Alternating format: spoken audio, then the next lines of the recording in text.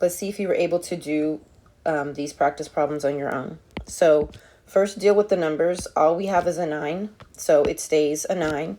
It's in the numerator.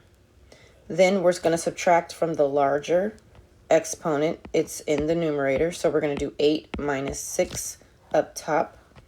So we have 9r to the second power. Everything's in the numerator, so I don't need to draw my fraction bar. There's nothing down there in the denominator. For practice problem 2, I have 8 divided by 2, which is 4. That's on top. Now for this one, I have a negative and a positive, right? Positives are always larger than negatives. So we are subtracting in our denominator. So it's 2 minus a negative 4, which means 2 plus 4. So we have a 4 in the numerator, and we have a g to the 6th power in the denominator.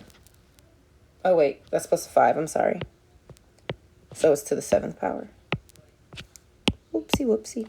So 4 is in the numerator, g to the 7th power is in the denominator, and that is the final answer.